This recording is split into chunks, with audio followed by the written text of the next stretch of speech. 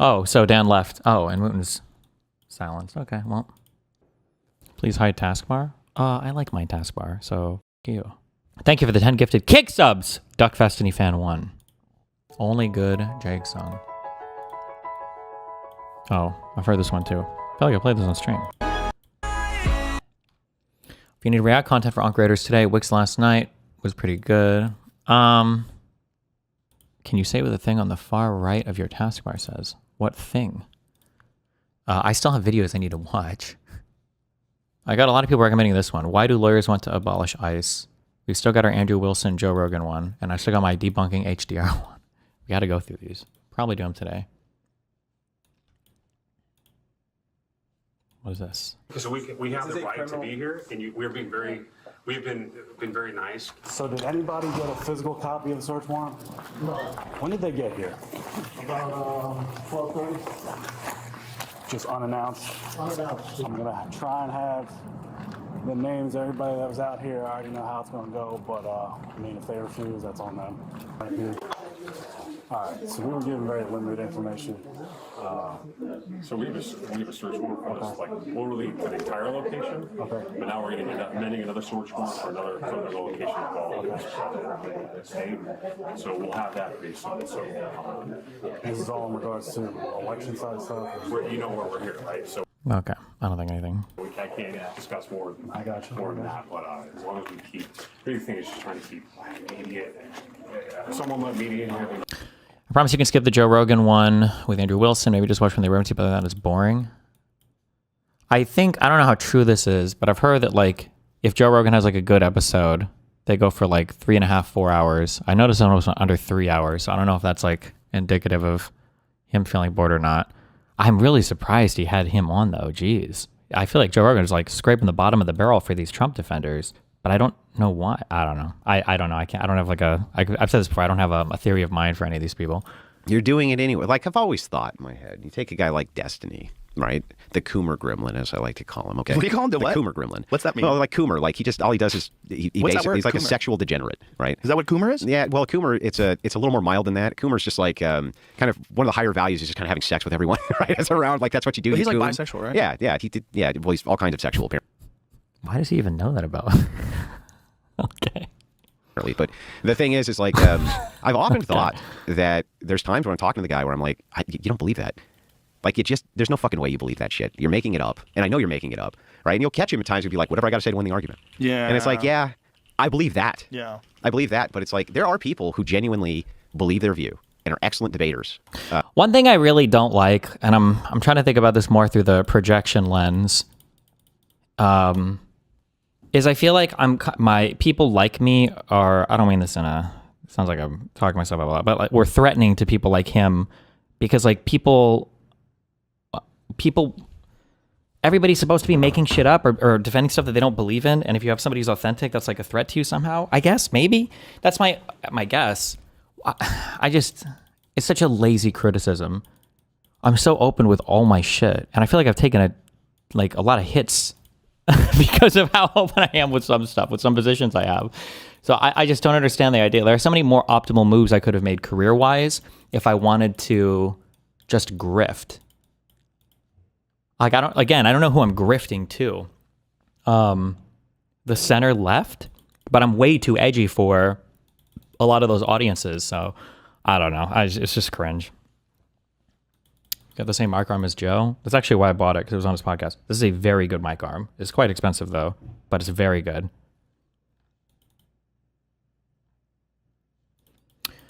He never gives an example. These people never give examples. Ugh.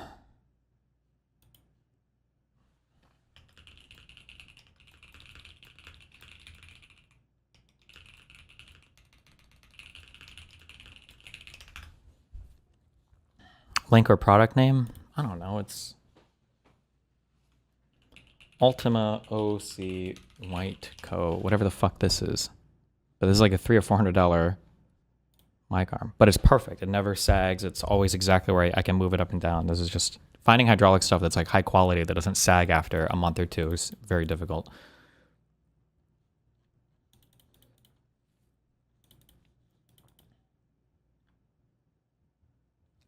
My read is that they're just intimidated and they're knocking you to feel better. I don't know if they're necessarily intimidated. I just think they have to hold on to this belief that everybody is just saying shit they don't believe, I guess. I don't know. It's fucking annoying. Andrew doing on Rogan and shitting on you is probably the best way to get on that podcast. You can email them and tell them you want to give your side, and they'll bring better viewership than that shithead. People don't maximize for viewership. I used to think this, but they don't maximize for viewership. They maximize for, I think people are a lot more ideologically driven than I'd originally given them credit for. I've said this a long time. This is like a years old thing. I feel like I've updated this belief of mine a couple of years ago. Like, people will sacrifice viewership. That's really obvious. We saw that with the Daily Wire people, right? Like, I think I did really good viewership with all of those conversations. Like, for even on the Daily Wire side, they did good viewership for that. But if it's too threatening to their ideology, they won't host the talks. They won't have the conversations. Same thing, obviously, you can look at people like Hassan and Vaush and everything too. Yeah. Grifters become a pejorative that has lost any real meaning. Yeah, I guess so, yeah. Seems like you're constantly flipping on that idea. Which idea? I don't think I've gone back on the viewership maximization one for a long time. I think that people do, I think people are ideologically driven. When I say people are ideologically driven, though, I don't necessarily mean that they are ideologically driven in the way that they say. I mean that there's like an ideology that powers them, but they could still lie about what they're saying, if that makes sense. So like I don't think that Tim Pool believes the things that he says about Ukraine. I don't think he believes those things. But I still think that Tim Pool is ideologically driven, but that ideology pushes him to lie about things sometimes, depending on who he's trying to ingratiate himself with, or what side of the political aisle he's trying to be on. But it's not like a pure grift, and that he's just, and that they're just, I guess it's a type of grift, but they're not grifting just to maximize audience size or whatever. Sometimes it has to do more with like the ideas that they actually believe in as well. But those ideas justify lying and shit sometimes. I don't know. It's AIDS cancer to figure out a lot of these people. It's AIDS cancer to figure out a lot of these people. And then it's AIDS cancer when they analyze me, like when we saw that dead domain thing. Like, why? Like, I don't know if anybody has ever done a video taking me to task or attacking me for a thing I've said or like ideas that I have. It's always like the really weird personal obsession stuff. Like, well, I could talk about his opinions on ABC, or I could talk about the fact that he's a rapist. And it's like, okay, well, we can do that.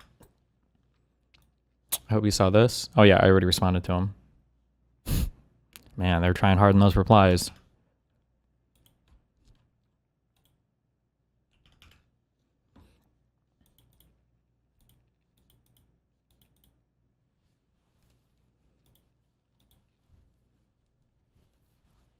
You see Vaush say he hopes J.D. Vance becomes president over Gavin. What?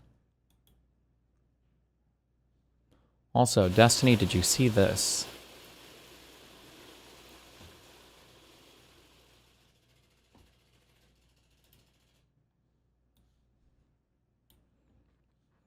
Dead domain. Hey, Matt, when's your next college campus speaking date? I hope it's open air with lots of rooftop access nearby. Why are you linking me to this? What do you want me to say? What do you want me to say? So he gets like a lot of fresh air? Oh, what about the IRI and Unfuck America stuff? I watched that a little bit. I didn't actually watch his clip, but I think I chatted with Z about it. I think we can roll IRI into events. I don't think there's an issue with that. But I think there's a process that they go by to get people signed up for events and everything. I don't want to speak too much on that because I haven't gotten both sides of it. But it sounds like there was an offer made at some point, but IRI didn't want to do it. But now as time has gone on, IRI did want to do it. And I think Z felt a little bit kind of burned by that. But so she told him to sign up to the site or something. He said, well, he didn't think he had to go through that process. I don't know, something like that. I don't know. I haven't dug into both sides of that a ton. But I don't think there's anything like super dramatic. I think people just like things that are dramatic. Why I keep saying, like, I would genuinely rather have JD Vance win in 2028 than somebody like Gavin Newsom. It is more damaging to destroy in people the hope that we might have a better presidency one day by electing Gavin Newsom and showing them that they will not, than it would be to have disgraced, 23% support rating JD Vance get in and then do nothing, Just let JD Vance sit there for 4 years with an uncooperative Congress,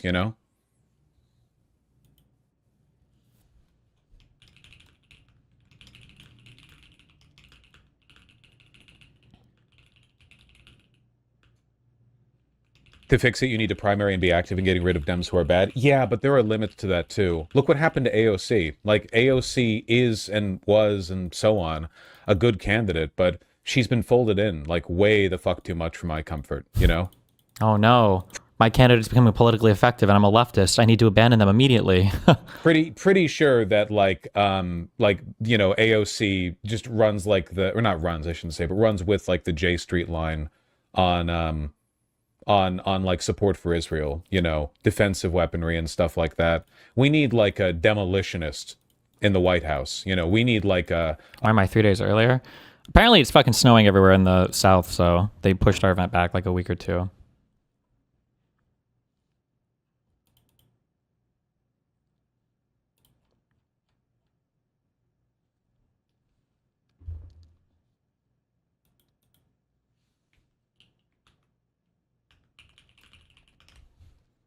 A proper wrecker.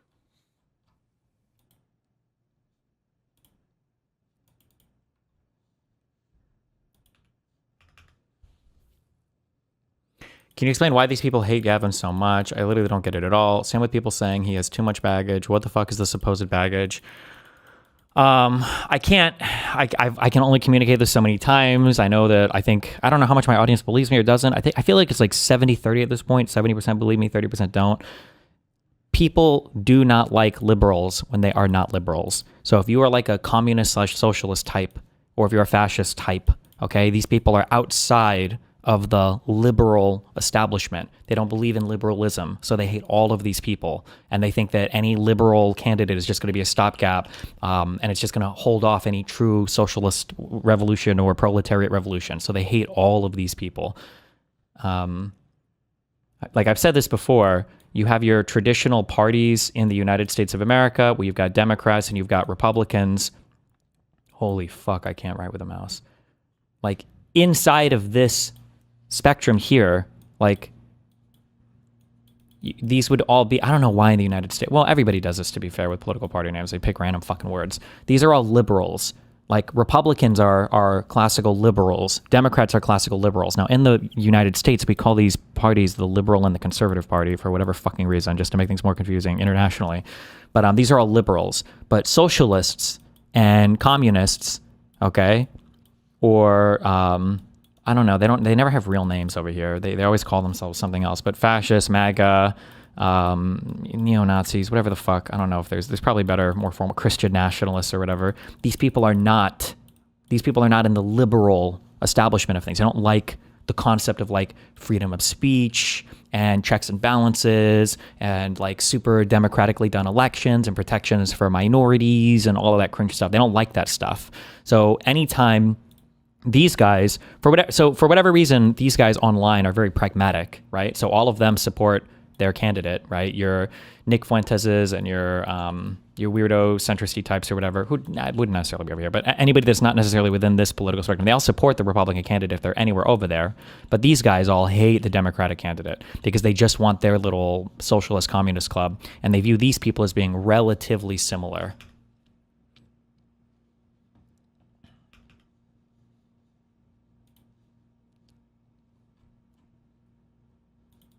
Also, libertarians. Libertarian means less than socialist means this day. I don't trust the term libertarian. There are very few.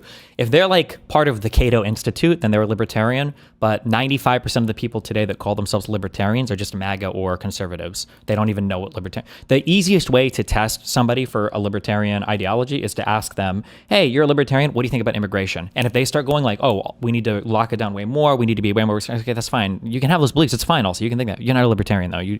There's nothing that you believe in that has anything to do with libertarianism. You just like that word because somehow conservatives have gotten every group of people, even people who think it's cringe to identify as conservative, to vote for and support the conservative party. I don't know why or how, but this is just cringe, yeah. What did he even say? What did he want here? Wait, hold on. That's why I keep saying, like, I would genuinely rather have J.D. Vance win in 2028 than somebody like Gavin Newsom. It is more damaging to destroy in people the hope that we might have a better presidency one day by electing Gavin Newsom and showing them that they will not. Why? Than it would be to have disgraced, 23% support rating J.D. Vance get in and then do nothing, Isn't that Trump right now, though? JD Vance sit there for 4 years with an uncooperative Congress, you know?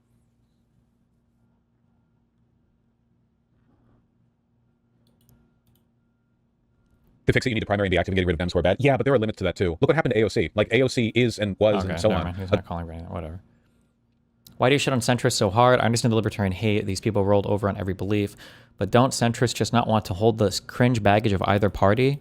Yeah, but they end up like shilling for one side so hard. I don't even like to admit this because it's humiliating publicly and it's embarrassing and it's cringe. Okay? I hate this. Okay? But I think in a fair and an actual world where people like have some concept politically of what's going on, I'm pretty sure I would be considered a centrist, right? I'm a very big guns rights person. I'm a very big free market guy. Like I'm probably, I don't know where I would be at, center left or center right in terms of economics these days. But I'm like a super huge stand for minority rights, including trans stuff for even for minors, or at least for the male to female ones. There's just I have positions that I feel very strongly about on both sides. I think I probably lean more to the left in terms of policy-wise for the Democrats. The Republican policy is not existent at the moment. But like when people call themselves centrists, like this is what I would imagine. If you're a centrist, you might not necessarily belong to each part or to a certain political party, or you won't carry water for a party, but like you'll still be willing to admit when one party is more unhinged than the other, right? Like I do an apolitical show. I have an apolitical YouTube channel insofar as I don't have a political party that I have to be beholden to. You know, like if I was on the Daily Wire, I kind of have to be conservative. If I was part of the Young Turks, I kind of have to be whatever the fuck is going on with the Young Turks. But I'm just Stephen Bonnell. I'm just Destiny. I can say whatever the fuck I want. If I want to defend cops, you know, one day, if I want to defend Rittenhouse, and then the next day I think that ICE fucked up on something, I can say this without fear of alienating an audience that comes to me for a certain type of political reinforcement, right? I'm not on Fox News. I'm not on CNN. I don't do that where you're here to get a certain political reinforcement. You're just here to get my political takes on things, for better or for worse. But like for a lot of these other guys, it's like they think centrist means I have to agree that both sides are equally good and equally bad in different ways. And it's like, that's retarded. That's not centristy. That's literally being retarded. You see two things and you think the truth always has to exist in the middle of these things. That's not true. That's not always true. We can name any two positions between flat earthers and round earthers and say the truth doesn't have to exist in the middle of these people, or anti-vaxxing or pro-vaccines. The truth doesn't have to exist in the middle of these people. That's crazy. That's just being intellectually lazy. You're looking at two people fighting because you're too lazy to do any research. You just stake out a position in the middle, assuming that you must be closer to the truth than either of the other sides. And you're smug about it. You think that you're better than both sides because you're not beholden to one or the other, even though you've just staked out a position that's ostensibly defined by the two extremes. You're letting them define your position, because the more extreme one side gets, the more necessarily your opinion is going to change, because you want to remain hopelessly stuck in the middle of the two. I just think it's stupid. Yeah, they want the authenticity of being nonpartisan while still being partisan. That's the real issue. Is they'll say, well, I call balls and strikes when I see them. How many of these centristy type people, for all the walking back that they're doing now, you know, on supporting Trump, which is bullshit, but whatever. Like, how many of them have admitted, I see that Flagrant podcast guy or whatever, have any of these guys admitted yet, okay, not that Trump is bad, not that Trump is doing totally unforeseeable things that we could have never done, have any of them admitted yet, Kamala would have been better? I should have voted for Kamala. I should have told my audience to vote for Kamala. That's not even an extreme take. That's the bare bones reasonable position. And even that is like a fucking fight to get people there. Has any of the centristy bro podcasters said that yet? Illuminator, thank you for the gifted cake subs. I love you, buddy.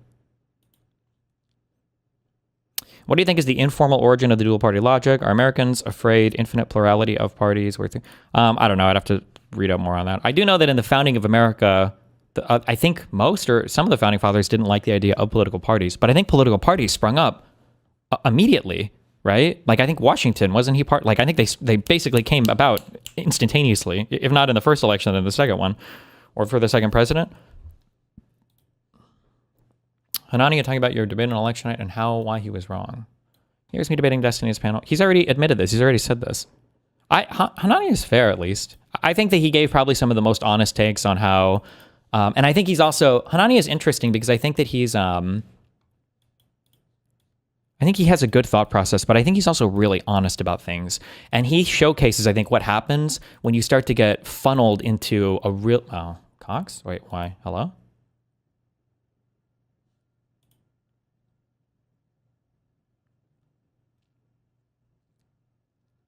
Oh wait, my kick stream is being weird. Why?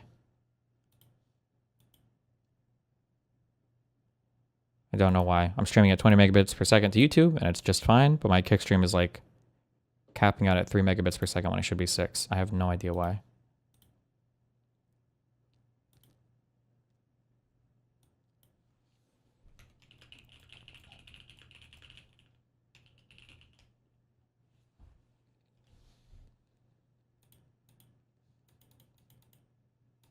Kick was fucking up, most likely a kick thing. I'll stop and start it, I guess.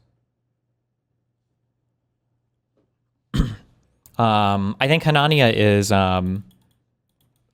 he's a smart guy, and I think Hanania has earned his centrist label, like in the positive way. Because even when he was on the, I'm voting for Trump's side, he was always quick to throw a jab when he thought Republicans were being stupid. Like, he's never been dishonest about the state of MAGA. Like, even when he was voting for Trump, he was very honest about the idea that like MAGA has a huge problem with intellectual stock, that they're drafting in way too many low IQ people, that they're going to have a huge issue with uneducated retards supporting the party in the future. Like, even when he was a pro-Trump supporter, I think he was honest about the state of the party. But I was saying that I think Hanania is interesting because he shows what happens when you get kind of like tornadoed down into or funneled down into these bad information pipelines, and you just start seeing every single day, every day you just get all this information about how horrible and evil the Democrats are and how based and awesome Trump is. And at some point it becomes hard to overcome all of that, where it's like, is it really the case that this could be true? Is it really the case that maybe the Hunter Biden stuff is all bullshit? Is it really the case that, that Trump is corrupt or did bad things in Ukraine or whatever? Like, that's like inconceivable because you see so much information depending on where you're at, pointing in the other direction, that it's hard to even imagine that. Yeah.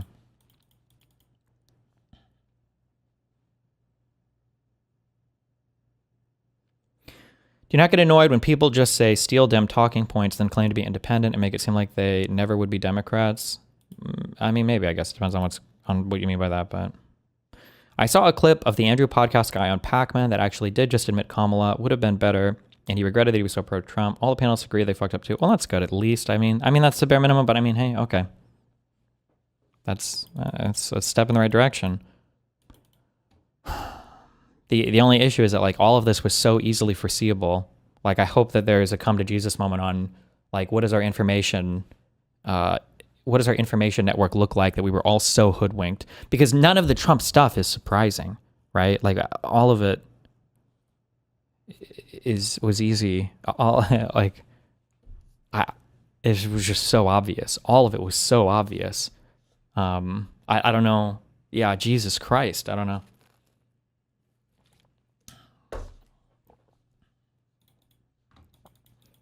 I think Hanania's hope was that there was some kind of high IQ right-wing tech bro faction that would keep the dumb MAGA faction in check. I understand that, actually. I think that the reason why he thought that, and I think the reason why people thought that, I think that there's a couple of, I talk about these things, the truisms that need to be challenged. I think the issue is there are a few truisms that you have to dispel in your mind in order to understand why Trump 2 was going to be horrible. The first one is bureaucracy is bad. No, that's not true. Bureaucracy is the way that you get shit done as a large organization. The bureaucracy, the deep state, whatever the fuck you want to call them, is what saved us during Trump 1. Trump came in not understanding how government worked and thought he could do whatever he wanted, but he couldn't because there were too many institutional checks on his insane authoritarian way of governing, and there were too many people who believed in the United States and believed in the U.S. project and believed in democracy and rule of law and checks and balances to let that happen. But if you start from the position of bureaucracy is always bad, then that thing is deleted from your mind. It's hard for you to even imagine, well, what would be different between Trump 1 and Trump 2? Bureaucracy is always bad no matter what. Also, if you have this idea that both sides are the same and they're equally corrupt, well, if both sides are the same and equally corrupt, could Trump 2 really be that much worse than Biden, or really be that much worse than even Trump 1 or any other president or Obama or Bush? Like, if they're all equally bad, then who cares? So, we'll try Trump and we'll see what happens. Those are two huge truisms that most people would have to overcome, that both sides are not the same, they don't govern the same, and that bureaucracy is always a bad thing, that you never need people who know how to do shit in an organization.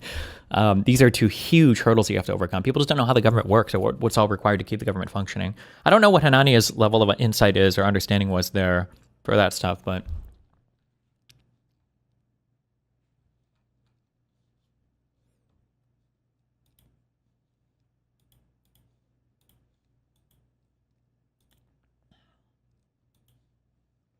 Have you seen this? They're calling you a retard, but just taking your statement completely out of context.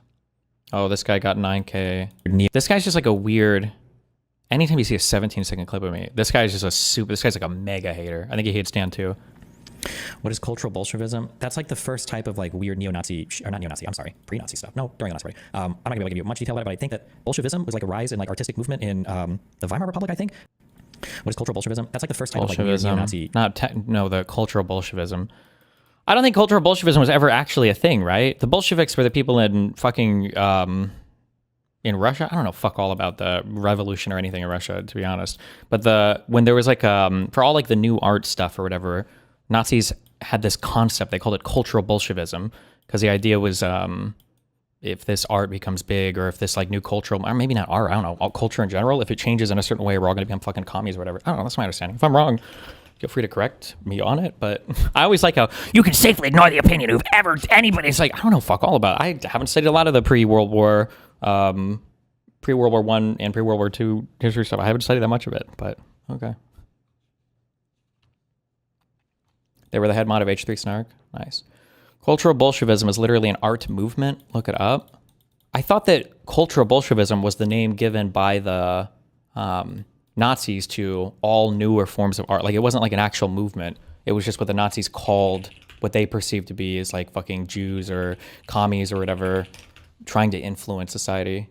But I don't know. I could be wrong. Fuck. Let's check the wiki. Cultural Bolshevism, sometimes referred to specifically as art Bolshevism, music Bolshevism, or sexual Bolshevism, is a term widely used by state-sponsored critics in Nazi Germany to denounce casual clothing, secularist, modernist, and progressive cultural movements. Terms closely related to the Jewish Bolshevism, conspiracy theory. Oh, I thought these were the same thing. The cultural Bolshevism and the Jewish Bolshevism. I thought these were basically the same thing. Why is this closely related? I don't know. But I don't think you would ever identify as like cultural Bolsheviks, right? It would be like being part of the like the woke mob or whatever. Like, that's like a term given by conservatives to everybody who, I don't even know what the fuck is considered woke or not woke anymore. But you would never say like, oh, I create woke mob art, right? That's just like an insult that somebody would use against you. But also a good 17-second clip. Nice.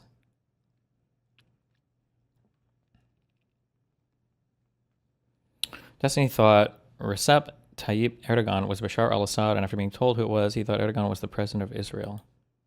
Friends. Okay. True based. Oh, it's like a highlight clip of everything. There's always like, listen, if you think I'm retarded on these things, then just come and debate me on them. I have so much of an audience that you could literally just fucking steal away from me if I'm so retarded. It's so easy to do this. I love the clip compilations based. It's what Jordan Peterson rebadged as his version of postmodernism. Sure. Although that's kind of weird too, because like postmodernism, I think, was defined as like a period in arts and stuff, but I don't know if anybody called themselves a postmodernist. I'm ripping that from the wiki. Like, wasn't Foucault or whatever, wasn't he like the first person who's considered postmodern? But I don't think he ever called himself that. He might have even actively rejected the label. I don't know. Cringe.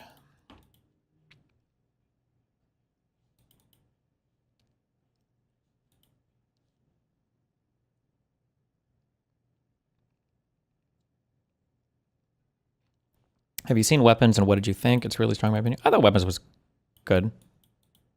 Above average. I don't regret watching it. I thought it was good. Way fucking better than One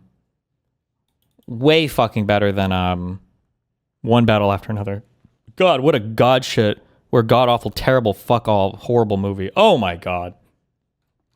Ugh. Ugh. Adam Neely just dropped a great vid on AI and music. Destiny, they're mixing up cultural Bolshevism with just Bolsheviks. Yeah, that's probably why they got so triggered, because the Bolsheviks are the ones that did bro, I don't know, fuck all. Was that the group that Lenin was a part of when they overthrew the Tsars? The Russian Empire? I don't know. I really don't know. Clip this. Clip it. Clip it. Clip me. Oh, well, let's read. Hold on. Just an update. Shut up. Bolsheviks, led by Vladimir Lenin. Oh. How did he have time to do all of this and the Beatles? Jesus. were a radical faction of the Marxist Russian Social Democratic Labor Party, which split with the Mensheviks. Isn't that a race in Star Trek? At the Second Party Congress in 1903, the Bolshevik Party formally established in 1912, seized power in Russia with the October Revolution, blah, blah, blah, blah. Okay, there you go. A 1.5-hour ramble about fucking nothing. Who said that Adam video was good? Well, Adam Neely's generally pretty smart, although you got to be real careful listening to any art people talk about anything related to AI. It's just... This is Mikey Schulman. Did my one Doom debates thing get posted?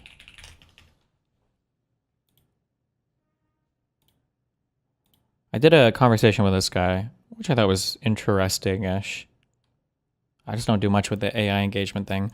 The one thing that I've said a lot that people are going to have a big issue with going forward is the big thing that AI, I think, is going to do is whenever people talk about AI or general AI or whatever, there's like, this is where humans are. This is how complicated and sophisticated and amazing our brains are. And this is where AI is. And when they talk about like AI or general AI, they're like, okay, well, it's got to be this good. It's got to get so much better. It's got to do all this stuff. There's so much that it has to make up for how beautiful and amazing the human brain is. And a lot of people try to have this fight for like how much better it has to get. But one thing I think people probably need to do more is like, you have to, like, the human brain is nowhere near as like amazing and sophisticated and awesome and base as you think it is. Like, it is really cool. Like, it's arguably up to this point the most complex thing maybe I think that's been produced by the universe, I think. However, there's no reason to think that AI can't be more sophisticated or can't get to certain areas. Like, there's a lot of things that people think are just very special about the human brain. Like, oh, we're the only ones that can do creativity and we're the only ones that can have inspiration. Like, there's no reason to believe that. And I think that the AI stuff is going to be a big ontology check for a lot of people that think the human brain is just super amazingly special. And there's just no reason to really believe that. Yeah.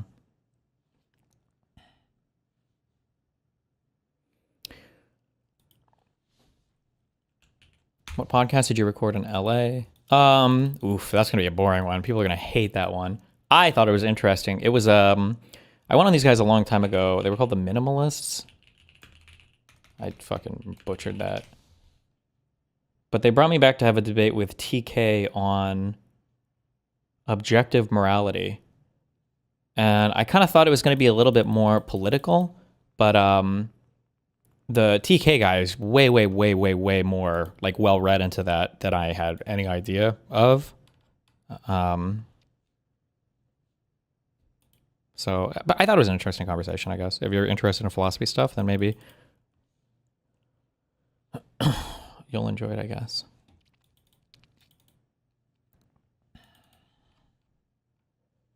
You should check out Eliezer Yudkowsky interviews. I'm curious if you could refute his claim.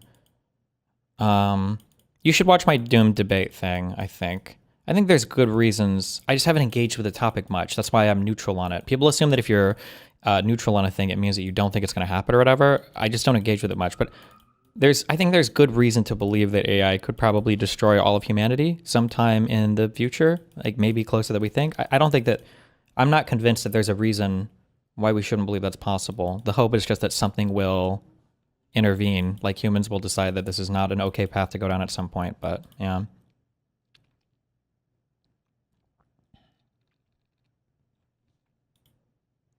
Please watch the Epstein and Bannon interview.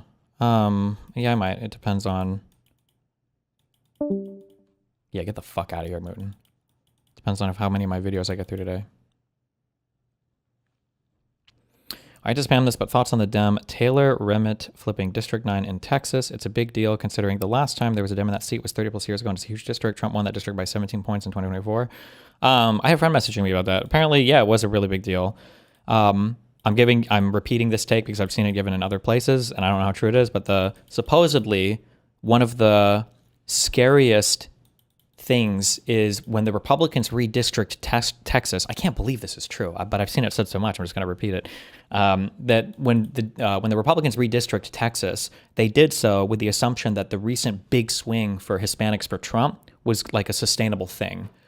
And remember, when you gerrymander, You're not gerrymandering to give yourself a huge lead in a lot of places. Big leads are bad for winning multiple districts. When you gerrymander, you're trying to give yourself smaller leads in a lot of places. So if there is a big change in the electorate, that shit can go real bad real fast. Yeah.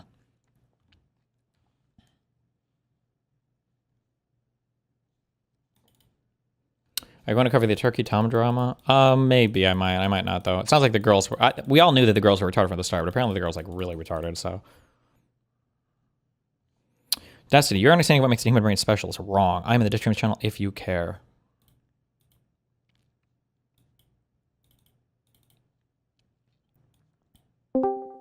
What? Makuta? Machuta? Makuta? Oh, hey. What? Wait, sorry. Can you hear me? Yeah. What are you, British? Okay. No, I'm German, but it doesn't matter. That's okay. No, go ahead. We like our Germans here. What's up? Thank you. The thing that's so cool about the human brain is that it takes really, really little energy. Like, if you look at AI is basically trained on millions and trillions of parameters, but the human brain can be powered on, like, literally a light bulb. I super disagree with that. I feel like the human brain consumes a fuck ton of energy. I feel like it's not fair because you're comparing the parameter training part of AI, which I would argue that's more analogous to the evolutionary history of the brain versus like if you have like if you've got like a local AI on your laptop, can't you run this for like 20 to 50 watts of power, which is significantly less than what the human brain would require to run? No? It depends. If you run a local AI, you have a copy of. Well, if you train it yourself, that is not true. But if you take a model that someone else trained, then you can run it down. But if you like, okay, let me approach this from another point. Sure. AI can't learn on single input training. The cool thing about the human brain, or like brains in general, is that you can combine different stimuli through conditioning, like operant or classical conditioning, and it is often enough to go through one or two trials and the brain can automatically learn. AI can't do that. AI has even the problem that is called catastrophic forgetting, that if you train a model that is already trained, it forgets everything that is trained previously. So I can't, almost like fundamentally, I just can't accept, unless you can talk me around this, the brain has to put in so much work to just maintaining homeostasis and maintaining all the other functions of your body that aren't related really much at all to just thinking through a problem. You're telling me that it would be, maybe at this stage, maybe the AIs can't run as energy efficiently, but you're telling me there's no way that an AI, that a circuit board couldn't run problems far more efficiently, like several orders of magnitude more efficiently than the human brain? That would be my assumption. Like how much money, how much time in your brain is wasted just like maintaining protein structures and maintaining and cleaning it out when you sleep and all this stuff? Like, you mean homeostasis as in bodily processes? Yeah, or yeah, like the homeostasis, like the homeostatic environment of the brain. Like you've got your immune system, you've got to fight off infections, you've got to maintain like the cell walls, the structures, all this metabolism that's happening. Like all of these things have to be occurring. Of the body or of the brain itself? Well, kind of both. No, you're mixing up. Sorry, go ahead. I am a cognitive neuroscientist, so okay. Please stop me if I'm going too far. But you're mixing up different kinds of brain functioning. Mm-hmm. You're speaking about the cellular processes, like repairing the neurons or reproducing new neurons, or completely other random stuff like repairing the wall of your stomach. But when we are speaking about AI, we are mostly speaking about in very, very big, quote unquote, the generation of consciousness, right? When we're speaking about AI, we're talking about generating consciousness? Yeah, we're speaking about the solution of problems like cognitive. We're solving cognition, meaning we're inputting information and we're getting information out in. Yeah, I don't know if I would call that consciousness per se. Maybe you would, maybe in a more neuroscience-y sense, maybe you would. I would just say, but like problem solving, consciousness isn't really. I just mean consciousness in the sense of like it gives us the illusion of cognitive input and cognitive output. Consciousness isn't really a neuroscientific problem. Okay, sure, yeah. Yeah. And you're basically saying, oh, we have all these processes. like cell regeneration, like bodily function. But the brain doesn't really do this. Those are automatic processes of the body. So, for example, if I hit your knee, your leg would most likely respond, even though like nothing ever traveled to your brain. These reflexes or those bodily functions are completely independent of the brain. Well, The doesn't brain, even inside the brain though, doesn't it have to be doing active metabolic processes to maintain like the structures inside the brain, like creating proteins and repairing stuff and flushing stuff in and out? Yeah, but that's not really a function that the brain does volitionally. But it has to be built to maintain those functions, no? Like, I guess ultimately what I'm saying is I feel like building circuits is a more efficient way of communicating information because these are just raw inputs and outputs of zeros and ones in data. It's just there to produce data. That's Wait, it. Whereas the brain what- isn't for that. Yeah, go ahead. What do you think the brain is? The brain is whatever structure managed to survive and evolve to both maintain itself as a structure, maintain the human body, and then ultimately to do some form of information processing for sure. Yeah, but like, what is the difference between a circuit at the end of the day and the brain? A circuit is created by an optimal material to process, signals from one logic gate to the next, and the brain has to do neurons and complicated like biological interweaving mechanisms and ion channels and all sorts of other stuff to get these same messages across. Yeah, but at the end of the day, those neurons are just electrical signals, chemical signals that communicate with each other. And Well, yeah, but the- even when you say yeah, just chemical signals, like the materials would matter, right? Like the materials of a circuit board are more conducive to sending signals along their pathways than the materials in like are they called ion channels? I don't know what's it called when your brain is sending. Yeah, it's quicker, it's less prone to error. You can have built-in error correcting. Like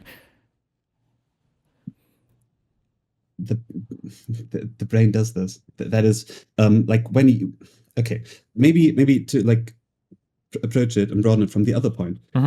What the brain essentially does is it has neurons, and those neurons react to other neurons that react to sensory input.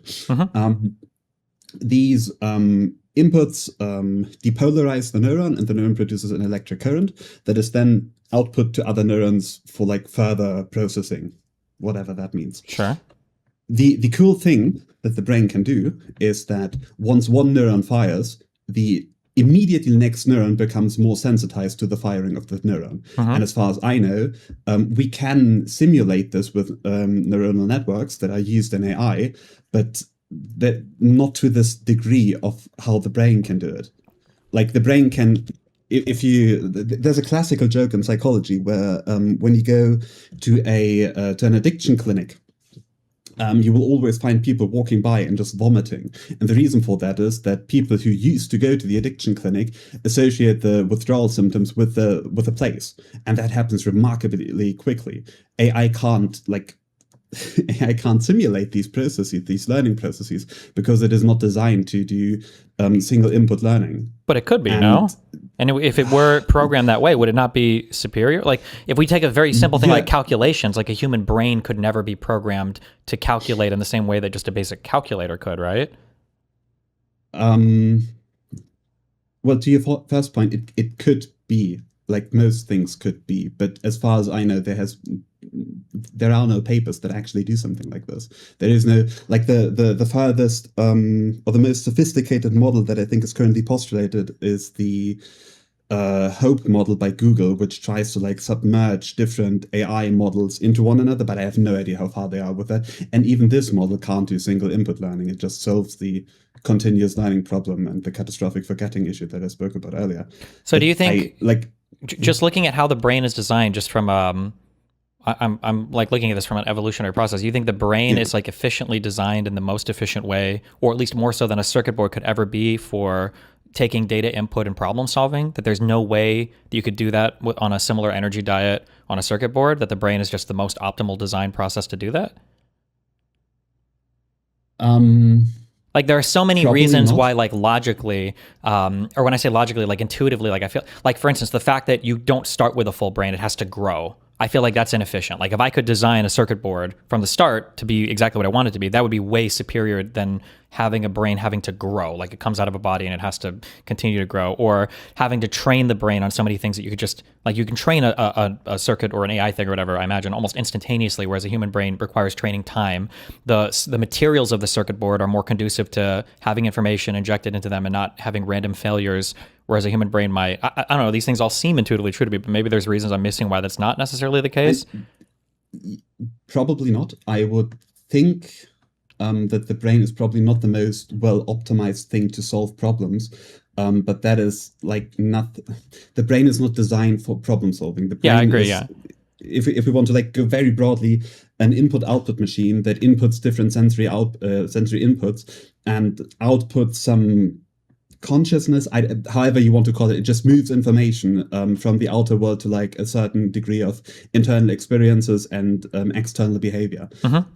What you're basically doing, or what is often done, is consciousness, or like the introspective feeling of consciousness and problem solving is compared with the design process that AI simulates. So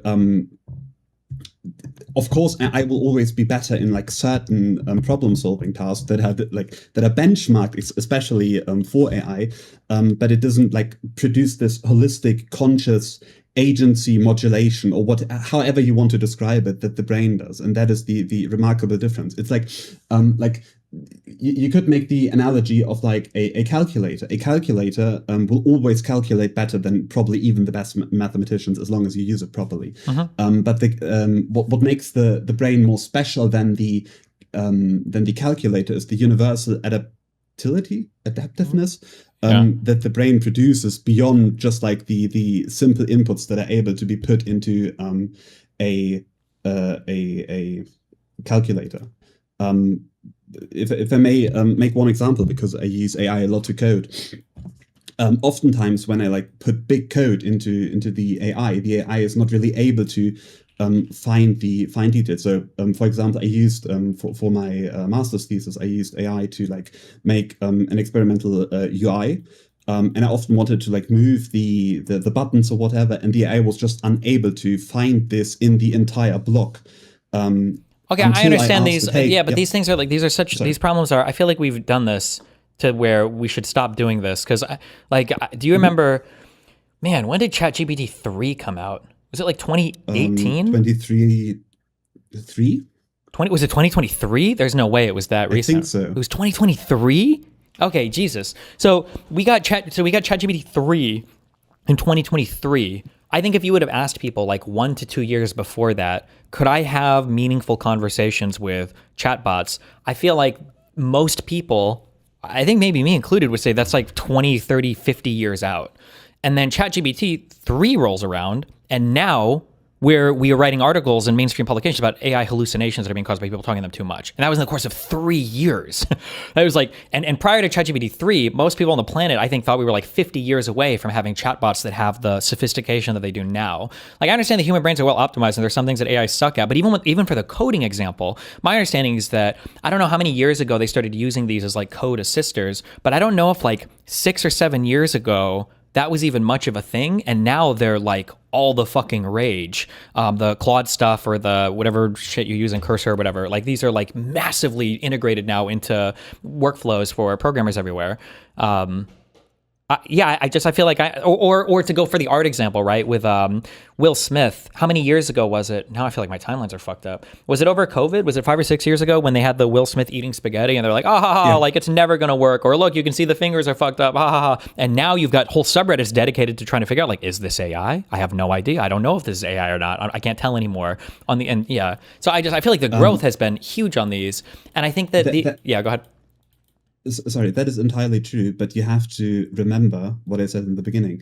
AI only works on large data sets. The only way we're currently training AI is by using gigantic, enormous trillions of parameters that are being trained all the time. And we are at a point, as far as I know, where we just don't have more data anymore. Sure. Facebook and Chat. But isn't that superior to company? I feel like we could make an AI that collects data like humans do, but the way humans collect data sucks, right? Like, wouldn't you prefer if a baby was born that he was imbued with the entire history of human literature as opposed to having to read a book piece by piece by piece? Like, wouldn't that be superior? I will answer this. That wasn't the point that I was trying to make. The point that I was trying to make is that you made the argument. Look at the growth that we had in like the last 3 years of the AIs. But what I'm saying is there is little to no more new data that we can actually input into the AI, because we've crawled the entire internet. Sure. We've crawled entire Reddit. We've crawled. I think Library Genesis went down because Facebook or some company crawled it. There is no more like big data that we can input into this thing, except the data that is generated by users while talking, and that is like that is not necessarily the data you want to use, because it is like trying to elicit more responses from the AI model. Well, but like even with all the data being consumed, we can still create different models that interpret or utilize that data in different ways. No, like it's not like just because we've crawled all the data, that's it. This is the peak for. As you would think so. As far as I know, the current frontier model is the Hope model, though I have no idea if this is like even feasible, depending on how much energy it would use. But the last big jump were the reasoning models. But I don't think since the reasoning models, sorry, do you know what the reasoning model is? Sorry. I don't know. Okay. Normally I tries to predict sentences or whatever. Reasoning models basically output a first result, and then they take their result and input it in the beginning, and they quote unquote reason across their first result for like a secondary, a tertiary, and then a final result. Those were like a massive jump. Those are the little things you get when you press on thinking. But I don't think that since then any big paradigm shifts happened. Okay, sure. But when we say since then, it feels like we're talking on the scale of like months right now, which is crazy, right? Like we could probably give it a little more time. No, like these are our time scales on all of this stuff have in my impression, and I might be too much of a retard to understand, but just from the layman's impression that I have, the timelines on these have significantly contracted. I feel like from 2022 to now, we went from basically AI still being kind of like 50 years out to like AI is integrated now into every single thing we do in our lives, sometimes obnoxiously, but in other ways like kind of meaningfully. I guess maybe my ultimate question would be, do you feel like there's some aspect of the human mind that AI wouldn't be able to sufficiently emulate or surpass? Yes. What? That is a very... AI has no semantic representation of what it is stating. Isn't there an argument over whether humans have semantic representation? Or yes. Okay. If I can elicit feelings through words, I can elicit sensations through words, I can... even though people always go on about how they have synesthesia, I can play music, and there's represents certain memories, and it represents certain connections in the brain. Sure. AI doesn't have this. Can I ask? Is there? I understand what you're saying there. Can I ask, like, is this because the AI can't do it, or just because we haven't found a reason to give it that ability? Like theoretically, we could. So I understand what you said earlier, or at least this is what I remember from my music training. That like when you have an experience or a sensation of a thing, different neurons will light up, and these become more heavily associated with each other, such that if you play one thing in the future, it might light up the other neurons, in the future. Like, couldn't we design AI to do this? There's just no compelling reason to do so right now for that, or the way we use AI is as Fear Darkness. Thank you for the 10 gifted subs. Statistical predictor, I suppose, of texts that we feed them. Brains are multi-sensory, whatever the word means. AI is not. AI is simply like the only sense that large language models have is language, text. Sure, but like that. But is that because they can't do it, or because there's no problem that we need them to do that for? Like, I'm curious, are there human problems that we need humans to have multisensory input for? That almost seems like a disadvantage there. Like if I was trying to like optimize a surgery, or if I was trying to optimize, an architectural design for a building, do I need to be able to have a thing that can hear and smell at the same time? Or I don't think it is sensible to phrase this question in terms of problems, because whenever you phrase it in terms of problems, you immediately think about benchmarks. Yeah. The interesting thing that I would say that the brain does better than AI is that it's like a holistic system of big quotes, quote unquote, experiences. Yeah. That as an aside, is able to solve and to create and to produce whatever. AI is specifically trained for those problems, and Sure. therefore it will always be better for this. But that doesn't give like AI the sense of agency. I So, for agree with you example, there. I no, so I agree with you there. But then the difference is and I can't tell. Maybe we agree on this or not. I don't think that that's because the AI could never do it. I think it's just because we haven't created one to, because there's no application for that yet. We don't need to. Like nobody is, or maybe I'm sure there's somebody is. It's like trying to make a conscious AI that can do multi-sensory input and then evaluate things from there, and then maybe problem solve as a byproduct of that or whatever. I just don't think anybody's seriously working on that because there's more money to be made in solving problems right now. the question is how there are multiple questions. The first one is how would you input different sensory. Visual is more likely. Visual kind of is possible, although I'm not quite 100% sure how large language models currently translate pictures to text. But like, how would you characterize olfactory or smell or taste or sounds into parameters that you could train on? Because again, you would need like massive banks. Couldn't you and I literally just think of how to do this right now? Especially you being a neuroscientist, right? Couldn't we literally just do that? Like Yes, for music, for sorry. instance, like we The could have point like is on scale. Well, I mean, even on scale, as long as you develop the model, the underlying model to do it, then you could just like parallelize that or whatever and run it a trillion times or whatever. No, or unless I misunderstand what you mean. Like for music, right? Like you can have it like, so we're starting you with the parameters that like consonant sounds sound a little bit better than dissonant sounds, and then just start building whatever things already exist in the human mind from there. And then at some point, I imagine you'd have a thing that could listen and then tell you whether or not it enjoys or doesn't enjoy some particular thing of music. No, can you do this with every sensory input or no?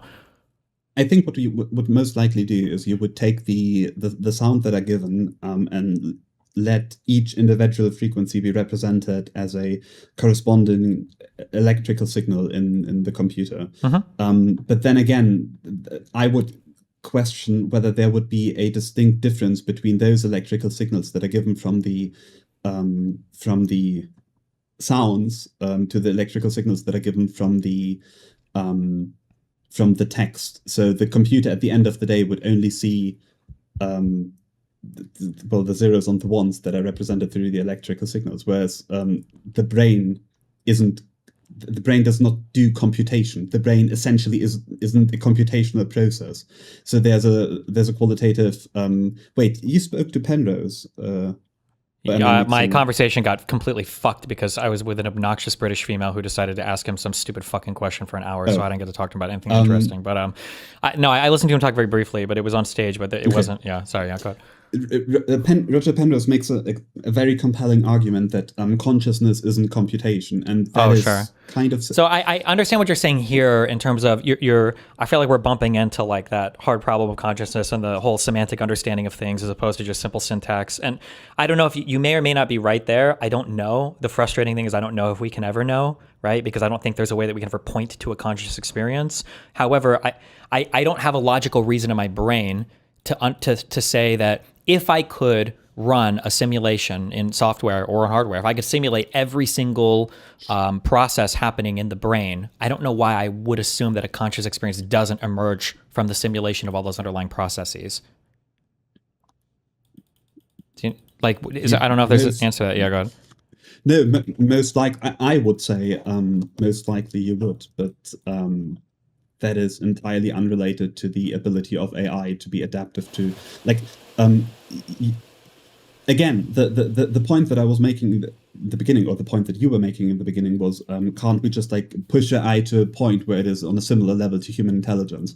And the big things that are missing here is the adaptability that humans possess as compared to AI, where I just like is trained at one point and then just can't do anything else unless you want to retrain it, which causes it to forget everything in the previous phase and then completely start anew. Like human consciousness, human experience is adaptable precisely, well, potentially, I don't know, maybe because it is not computational, because it is like a weird biological gate of electrical and chemical signals. Whereas AI is just a large, like, statistical vector space that tries to represent the best Sorry, you shouldn't think about AI as AI. That is a terrible misnomer. It is a large language model that is trying to predict the next words that are being said based on the previous words that are being said. And based on the conversations or the text input you put into it, it does a job better or worse. And there is just no, I don't know if I can get this point across, but there's like no comparability of these two things. Sure. Okay. Let me back up. Okay. I think I understand what you're saying. So I'm talking past you on all of the problems that I'm solving. So like, you're saying that in a very, very, very basic, and obviously this is a kind of a slur, slight against the AI things, but they're predicting the next word such that they're optimized for solving problems, such that it's a giant database of stuff, and it's doing these like statistical probabilities of assigning what things should come next to address some problem, doing that on a very, very sophisticated level. And you're saying that the brain is fundamentally a different type of machine whose analog processes produce a conscious experience, and as a byproduct of that, we can attempt to solve problems. And even though we might output similar answers at the end of the day, the approaches are fundamentally different, such that an LLM at best could maybe predict the responses that a brain could give, but it's never giving rise to the semantic experience that also can solve problems in the way that a brain does. So they're just not, is essentially what you're saying, right? Yeah. Okay. More So, or less, yes. okay. That might be true. I don't know enough on that. Are there any other AIs that are being made that aren't just like LLM based AIs? I guess that would be my next question. The issue is that AI is not a good term for this. Sure. But I agree, because if you AI has mean- come to encapsulate everything that we used to just call like algorithms as well. Like an algorithm that chooses one thing or another. People just call all of it AI now. I agree with that. Yeah. It's stupid. Yeah. Like I used to work on a data mining project where, I don't know if you know this, maybe someone of your audience does, where we tried to predict like certain indicators through a random forest model, and that was sold as AI. Like if you ask statisticians what they do with AI, it can be everything from linear regression to like actual large language modeling. I presume what you mean, or the intention of your question is probably something along the lines of, is there a chatbot or something that like goes close to conscious experience? Or I guess no, but I guess what I'm trying to hold on. I'm sorry. I'm sorry. I don't talk about these things at all. So because I hate AI and all this shit. But I'm trying to understand more what you were saying. I'm understanding more what your initial contention with my problem was. Going back to what you said, that LLMs are a giant database of parameters, and then it's just using incredibly sophisticated algorithms to predict the next word that would answer or optimize for a thing. But it's a completely different way of computing than the brain, which does sensory input to create a semantic experience. And as a byproduct of the semantic experience that arises from that, we can solve problems, but it's not like the statistical predictive way that LLMs do it. So I guess So then when I asked you, are there any non-LLM based AIs or non-LLM based problem solving things? I guess then my question would be, are there any people that are trying to create, I guess, circuits that give rise to that semantic experience that as a byproduct of that can solve problems in an efficient way or something? I guess was my question. So I don't know if I got lost there. Did that make sense? So are people trying to create like AIs, or trying to create whatever these things are that aren't strictly just taking a ton of parameters and trying to produce? I guess they would need sensory input or something, right? As in, are there people that are trying to create, like, let's call it a qualia machine? Yeah, I guess would be the thing. Yeah, I don't know. I can't be sure. I don't know everything. I don't know a lot, to be honest. I don't know. I don't think so though. The big front runners are always Google, and most likely, if Google hasn't done it, I don't think so. And I haven't checked new Google papers this year, but as far as I know, they don't. Gotcha. They haven't. Are you at all worried about an LLM reaching a level of sophistication where the LLM could become so good that it could create a qualia machine? I guess that would be the next story or whatever, potentially. LLMs don't have agency unless we like create a model that basically perpetually powers itself. I don't like. You're essentially asking me if there was a chatbot, let's call it a chatbot, that basically you don't give any input to, and it suddenly creates a sense of agency. And I would ask, where does this come from? At what point would currently we are giving it agency through our input, and then based on our input, it predicts the most likely output. How would it Well, so like if I were to evolve ask a agency. chatbot, if I were to say, first of all, let me understand. When you say agency, what do you mean when you say agency? That's a good question. The ability to act on your own. So, for example, the brain has agency because it takes non-acting signals from the environment, like light, like sound, like heat or cold, and moves through this environment without like an active component of the environment itself. Okay.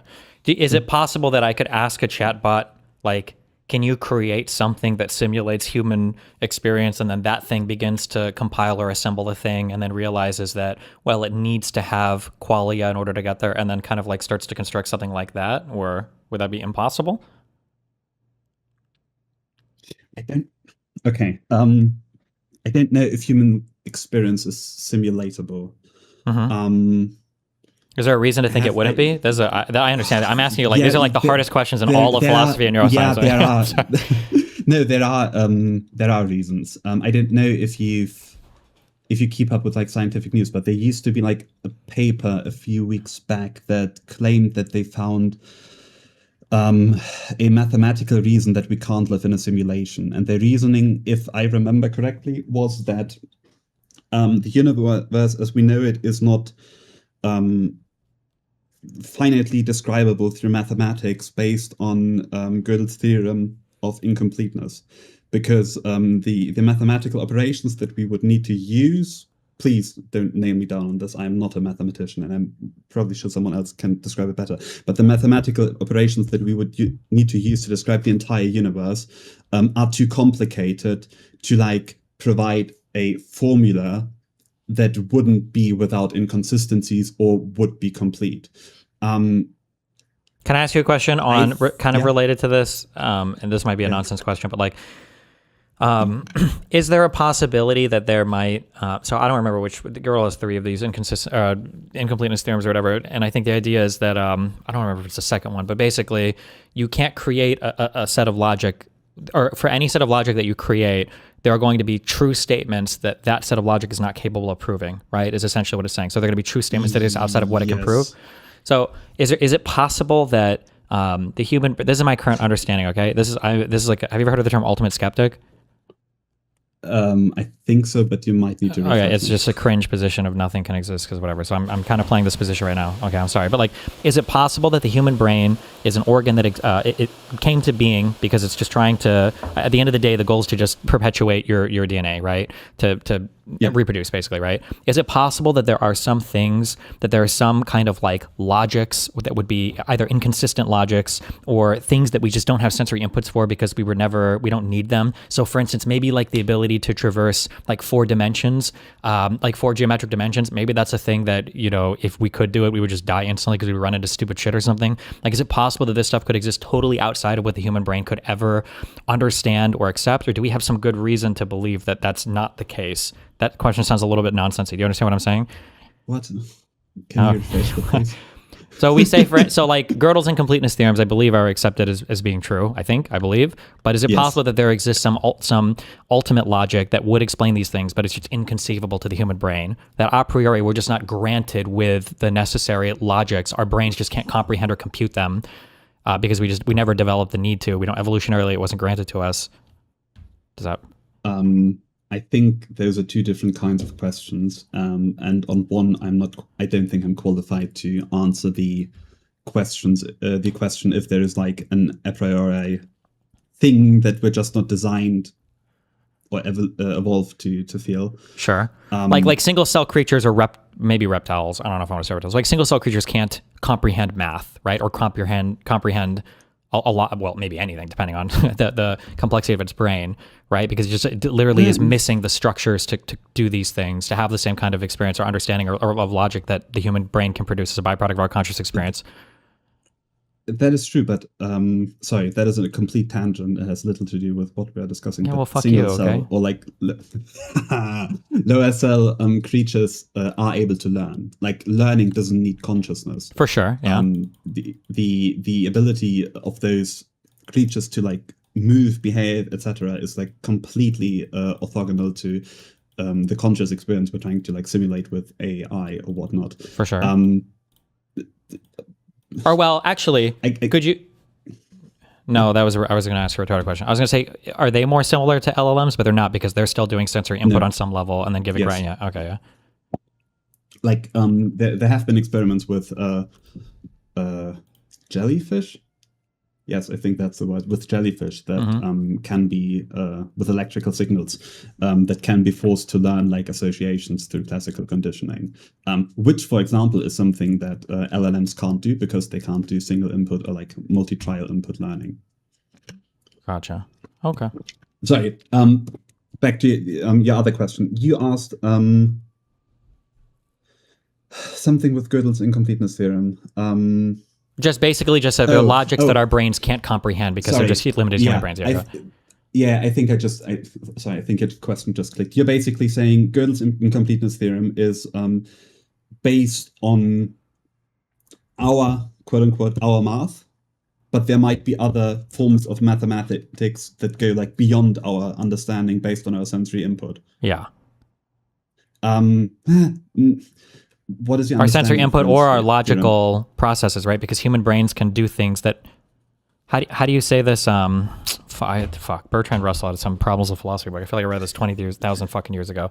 Babby's introduction to this shit. But like, so for a human brain, we do sensory input, but we can also compute things like kind of logically as well. So for instance, I can see one ball that's blue, but I can in my mind close my eyes and I can imagine a red ball, and then I can imagine 10 red balls, or I can imagine 10 red balls plus 10 more red balls as being 20. Like I can imagine these things even though I've never seen them before, because there are some like a priori logics that are granted to the human brain. Does that make sense? Did any of those words make sense, or am I just making shit up?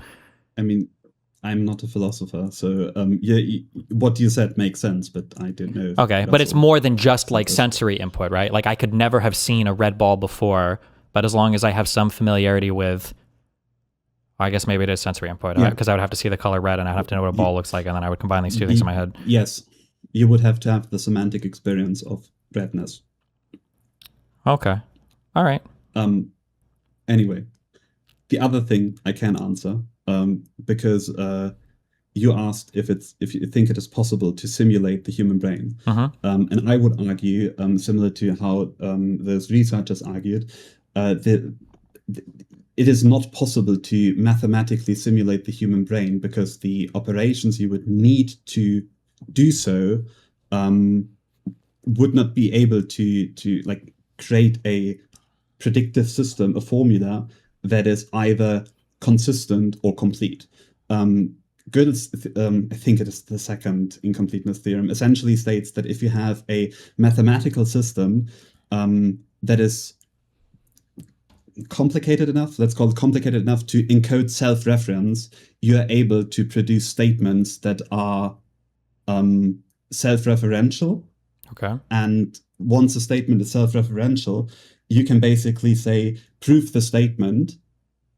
The statement is the statement itself, and therefore it can't be proven. And based on this, Gödel states, well, we can demonstrate that there are things that we can't prove within the system.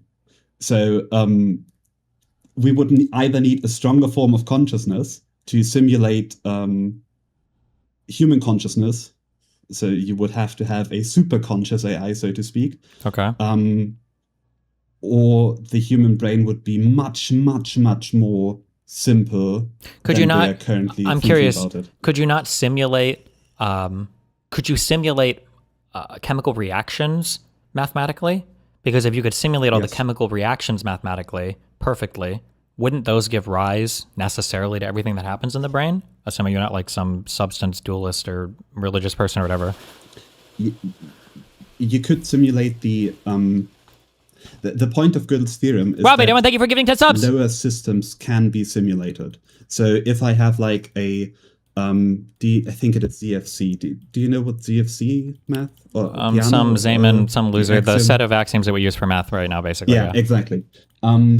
If we, for example, take these axioms, those axioms are too complex and can create systems of sufficient complexity to encode self reference. If we were to take like plus minus I don't know, like the common vector space axioms, zero element or whatever, those, I think those are not sufficient to encode self-reference, and therefore you can simulate those. It is a bit similar with the brain. You could simulate the individual reactions, chemically speaking or electrically speaking, but there is a distinct difference between simulating individual chemical reactions to simulating the model as a whole. So, like, for example, if I were to ask like voter opinions on I don't know, any topic, generally across the world or across the US, that would be a simple model. That is really interpretable. It is general. But if I were to take every voter, is this like is this kind of like a traveling salesman, like a P equals NP problem? Is that the issue? It's just too complex right now to simulate, or? I'm not a. You have to tell me what the traveling salesman problem is. Sorry, I'm not a. It's like if you science guy. If you take like so there's a question that seems like arbitrarily simple. I have a salesman and he wants to travel to 20 different cities. Can you calculate the most optimal path? This is like an insanely complex. Like the calculation for this is almost impossible to do. It's considered a don't test my fucking obscure random math now. It's like a P equals NP, or it's a P versus NP problem where the NP is, it's a non-deterministic polynomial time. So it is, no, wait, it's in polynomial time. Wait, yes, no, wait. Are easy to solve, while NP problems are easy to check. It's in non-deterministic polynomial time. Basically, it's a thing that has, what is it? I don't know. It has so many like different permutations or things. It's like we use this for like cryptography or whatever, for like hashing stuff or whatever. Like you can only go one way. You can't go the other way because it would take the heat death of the universe on current ways to solve the problem. Are you saying that the chemical reactions are just too complex to solve, like on scale of the brain, basically? So the AI would have to be unbelievably powerful. Or go ahead. Do you know what a multi-level model is? Have you ever heard of this? Yeah, my parents did Amway and everything. Is that what you're talking, multi-level marketing? Sorry, I'm just kidding. No, I don't know. No, there is a subgroup analysis essentially. Like a normal model takes every group and calculates a model across every group pooled. Multi-level models like model the groups underneath each other. So like a hierarchical model would perhaps be a better way of saying it. There is a remarkable difference between like calculating a chemical model, quote unquote, that is just one chemical reaction, our normal model, to like calculating every chemical reaction, because for every other chemical reaction you like need covariance parameters. You need the parameters of how those chemical reactions interact with every other parameter. Okay. And essentially what happens, I have it on like semi-good authority that this is like also caused by the Heisenberg uncertainty principle. What happens is if you go like really, really broad and include a lot of parameters, the model essentially becomes unreadable. Just okay, like so this is, you, I think this is like that. I think it's an NP problem. I think is what that's considered. No, it's more like an information problem. If you like, imagine you were trying to you have like 100,000 people or whatever. You ask them about their opinion and then you average it. Sure. Then there you have a general model. The hierarchical model would be if you were to try to estimate what every person is trying to say. And then you get a prediction for what every person is trying to say. And that prediction may be correct or not, but the model is like so massive and so like absurdly gigantic that it's either not identifiable on the parameters of information you have, or yet like it just gives you what the people are saying and therefore like puts you at step one. Oh, okay. So imagine if I were to create a model to predict like the GDP of a country, and I have an incredibly granular model and it predicts it really well, but my model, when I open the hood, is basically just like, it's literally opening a data sheet and adding up every single thing because I couldn't find a way to actually compress or whatever into some kind of algorithmic thing. I couldn't find a way to do it. My model just becomes a restatement of like the underlying physical things of every single thing I click. Okay, sure. All right. Okay. I don't know. I'll take this with me to my next AI debate. If you watch that Doom debate, say that you're going to be real mad then. So, because I made a lot of statements that wouldn't. Yeah, I may have to send you a mean-spirited email then. Okay, good. I do remember a guy a long time ago. It might have been Searle himself. I don't remember, or somebody else. But basically, he said that one of the biggest crimes or errors. I wish I could remember this quote. he hated that hard drives were compared to human memory, to human, like, Oh, because God. all of the comparisons that between is- computers and humans, the way that we remember things, the way neurons work, and the way that humans do association is so different than just this binary recording of zeros and ones and zero, or I say binary, I mean that way, but like just like a recording of like, here's the facts and here's how they're recorded and that's what it is. And it's just a totally different thing than how the brain functions. And there are like no analogs basically between a human brain and a human computer, or they're very superficial. Yeah. I don't know why that is, but for whatever reason, our quote unquote representation of the human brain always advances with like the most current way of memorizing things. So like in the 50s or in the 60s, when we had like those big computers where we had to put cards in, people theorized that this is how memory works, and then we like eventually moved up to random access memory, and then people started like comparing it to this, but like none of it. Memory is something that is based on association. Sure. Memory within the computer is just like recording of information. Yeah. But, sorry, that is an entirely different topic. Yeah. Okay. But yeah. All right. Well, hey, thanks. I appreciate the input, the sensory input. My brain is computing it and everything. And Funny. yeah. Wait, do you have an understanding? How could you ever point to a thing and find consciousness? Do you have the answer to this yet? Have you ever heard about the argument of analogy? Nope. Tell me. I've heard of it, of course, but tell my chat. Yeah. Okay. I think that is an argument that was made by Adam Smith, perhaps first. Smith basically thought a lot about like what it means to be sympathetic to someone, and Smith argued that sympathy is the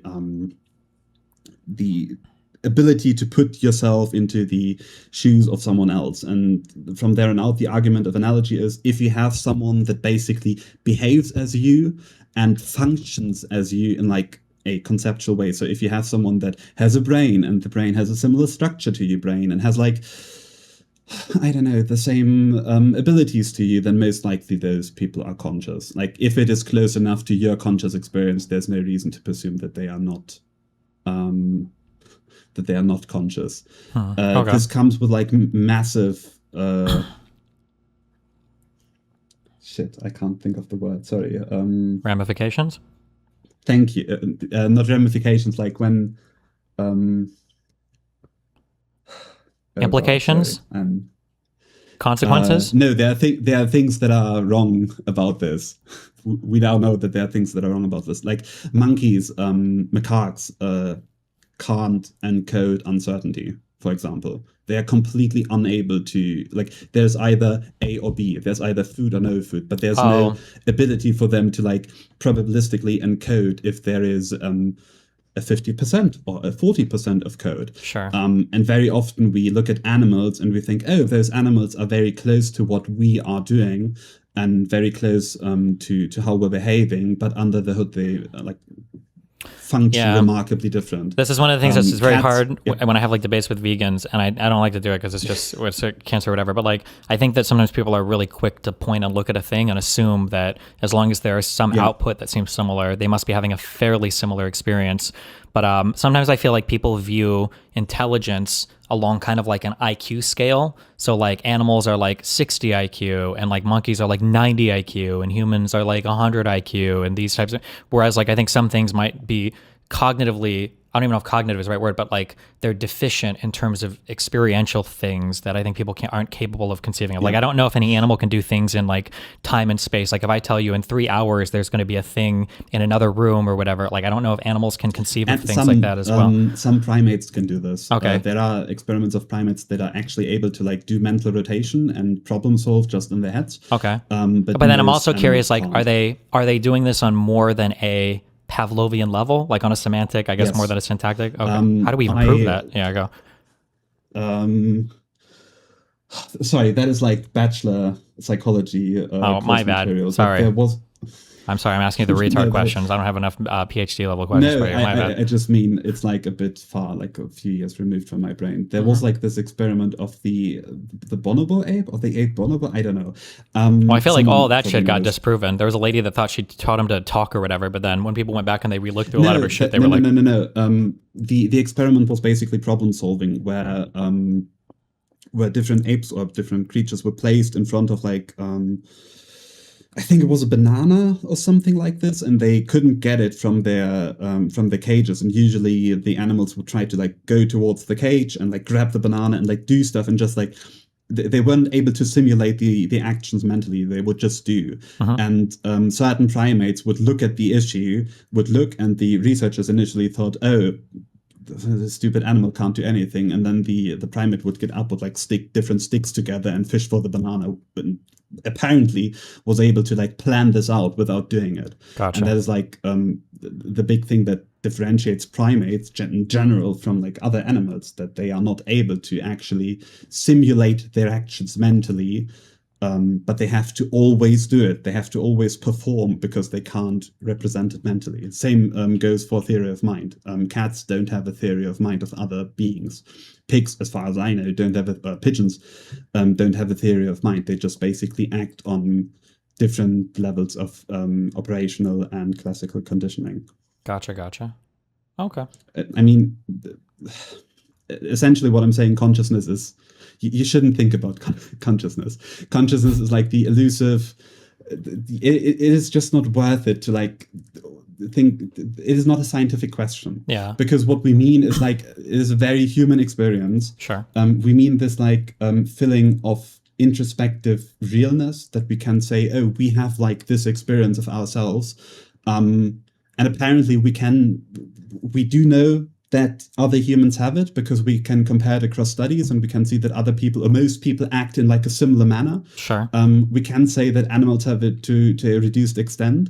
If some alien would now come to our planet, we would have to test them. We would have to like check whether they behave similarly to our conceptualization of human neuroscience. I understand psychology. that. I guess scientifically, obviously, philosophically, that's a very unsatisfactory answer, because it seems like the idea that we're having a conscious experience is kind of underpinning of every single thing in human like existence. Like we kind of want. That seems like a very real thing, obviously, to us that we're experiencing. So to say, it's just something that we can never test or look at is, Okay, I had this conversation with a friend recently, so I'm going to steal this talking point now. Okay. But like, think of what you're asking. Consciousness, or like qualia, more general, what we mean, are usually described as like this thing that represents us, but it has no, like the subjective experience also has no connection to the outside world, but it is subjective, and it could be different for everyone. But it also has no impact on the outside world. That is logically not accessible. That is just like a soul. Yeah. No, yeah, I understand. But again, it's very unsatisfying. Yeah, I understand. I think that's kind of where I'm at right now. But it's like, okay. That is true, but it's not like it's just not empirically accessible. Sure. But it's also not logically accessible, because there's no way we could falsify or even like verify or there's nothing you could do, prove or state, that would verify or falsify it in any kind. And that is just a waste of time. And that's the reason why psychologists and neuroscientists don't think about like consciousness really, unless they need like big grant proposals, and they apparently then figured out what consciousness is again. Okay. Yeah. All right. Anything else? Don't anything else, me motherfucker. But no, that's it. All right. I gave you notable. If you everyone hop in and scream at us, so we're saying retarded shit. Okay. Sure. Bye. Okay. Have fun. Bye. A fucking loser, dude. I hate these fucking Germans. I can't wait till Trump takes care of them. I can't wait till Trump takes care of these guys. Why does UniDev have notable? Sorry, Uni, I gave you notable if you want to come and scream at us. Hold on, let me use the restroom quick. 1 second. Jesus.